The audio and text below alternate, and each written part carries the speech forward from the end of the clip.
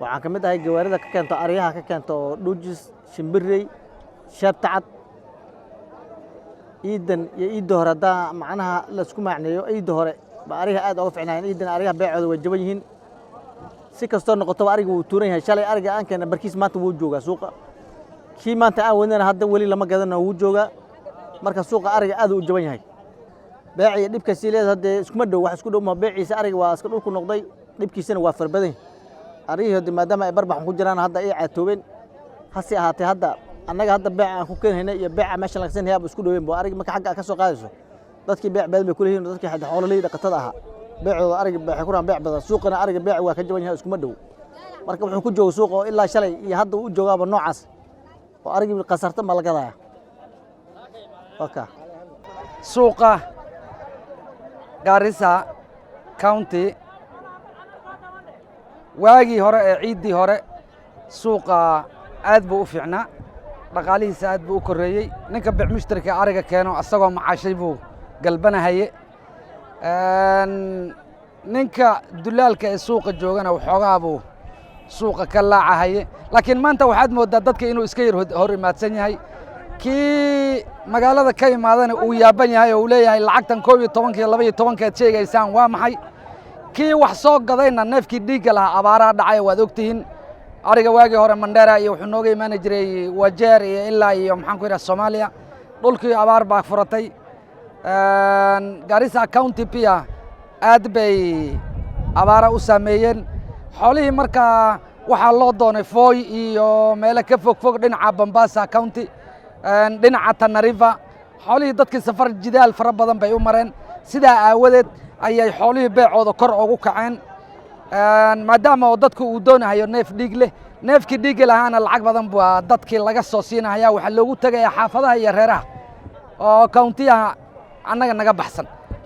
maadaama dhulka annaga abaar ay saameysay xoolihii sidaasay sababtooda u kaceen dadkii maxaan ku yiraahdaa reemiga ah ee xoolaha keensan jiray waxay keenaan bay laayihiin abaar baa saameysay neefkii la keenana waa 1500 ilaa 2000 ugu badnaan maadaama neefkii aad u liito kuwaasoo kuwa la qalanaya aynan ahayn maanta dhibaatada waa iska khaas laakiin ciidii hore ma aan qabin ciidii hore ariga meel walba shilis buu ahaa wuu buurnaa ariga sidaas lagu kala gadanaye nin walba oo lacag yar wata ama lacag sare watana suuqa neefku doonuu ka helahay laakiin maanta ma jirto tii ayada ahayd waa la iska yar hor imaadsan yahay taasna waxaa keentay abaaraha lacag la'aanta xagga dhanka corona-ga iyo dhanka abaaraha alxamdulillah iyo daaqa xoolaha ee Garissa County sida aawadeed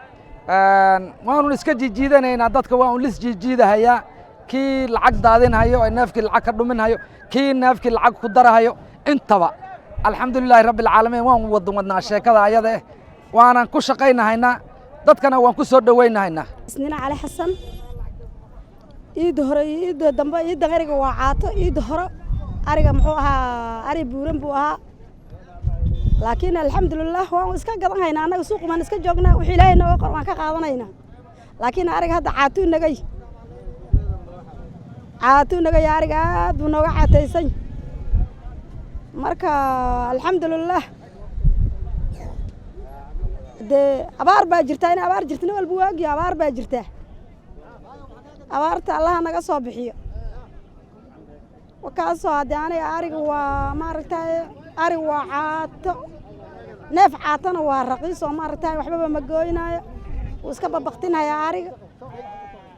wakaasoo ciid hore farqi weyn baa u dhaxeeya ariga hore de ari buuran buu ahaa oo neef maaragtay neefka buuran lacag buu ku gali laakiin caato wax ma galayso waa raqiis wuu neefku iska baqtin rabaaba arigu lacag yari aniga waxaa la dhahaa Cabdi Bilo Hodle waxaan ahay dadka suuq jooga ilaa iyo muddo dheer oo 30 sano ayaan suuq dhex taagnaa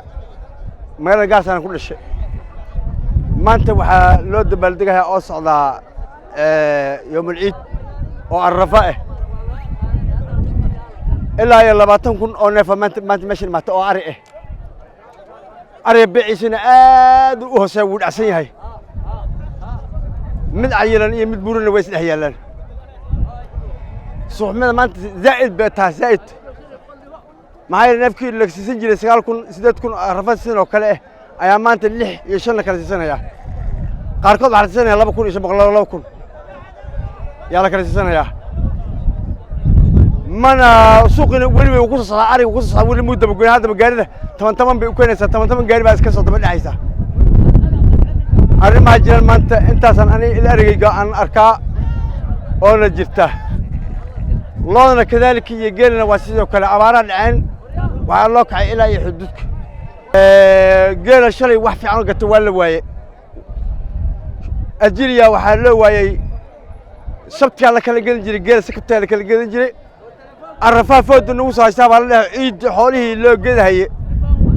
hilibku way baalinayaan la dhahay sabtiisa geela loo gedan waa shalay waa la kala gedistay loodina sidoo kale waaya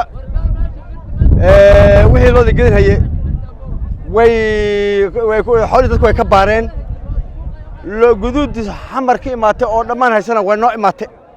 oo jiran oo cudur qabto maalin walba 10 neef loo guduud oo hatii xamar ah inta laga jiidayo loo cadeeda jiran ma qabto macna noocaas ayaan suuqa aan aragnaa oo taala hadda waqti hadda aan joogno adar ciidan hore iyo ciidan aad bay u kala bedelan yihiin waayo dadka abaar baa gashay xoolihii meel fog bay kala aadeen halihii buurnaa waa la keenay oo ariga una noolaa baa la keenay baaci si loo baahnaan ariga looma gadan hayo boqos ariga raqiis waay boqos ari badan oo la keeno hadda waxaad arkaysaa lacagta lagu rabay dadka in gaari ka soo bixiyeen lacagta lagu rabay inay helaan ay rabaan yaan helaynin xooli waa qaal laakiin magaalada lacag ma taalo lacag baan si jirin marka insha Allah waxaan u malaynayaa inay lacag ay si jirin way dadku waa la gadan lahaa dad kale hadda meel dheer ka imaaday wax iska ganacsanay wax kala gadanayna waa Soomaali marka Soomaalidana lacag ma hayso xoolihina baa raqiis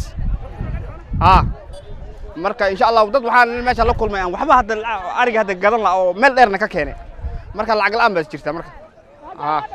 magacayga waxa la yiraahdaa Maha Nuur Kaynaan oo jooga magaalada Gaar suuqa xoolaha qaas ahaan iidan iyo iidii hore farqi weyn baa u dhaxeeya iidii hore waxa haysan barwaaqo fara badan baa haysanay iidan maanta ee xoolaha way liitaan abaar fara badan baa jirta ilaahay ma naga soo bixin karaa xoolo loo safriyo Nairobi iyo Kenya waa arki jirnay ariga laga soo qaaday muxuu ahaa meeshii la jiray Bambaasa ariga laga keenay fooy ariga laga keenay maanta suuqa ku gadi haynaa fooy eriga waqooyi bari waa abaar waa xoolaha caata wax laga cuno ma leh ilaahay baa gargaar ka sugaynaa roob inuu ilaahay ka sugaynaa maanta waxa ku dhihi karaa iidii hore iidan laba isku dhow ma aha wax la isku dorsan ma aha suuqa maalinka ayada dhaqaala yaala maanta dhaqaala ma yaalo wax dhaqaalo oo yaala maanta ma jirto farqi weyn baa labada iid u dhaxaysa insha Allah ilaahay ma naga soo bixin kara cid kale oo codsanayna ma leh cid kale oo muxuu ah dhibka naga bixin karo ma leh ilaahay ma codsanay inuu dhibka naga saaro وانا ان سلامه dhalinyarada sharafta leh aad baan in salaamay insha Allah taala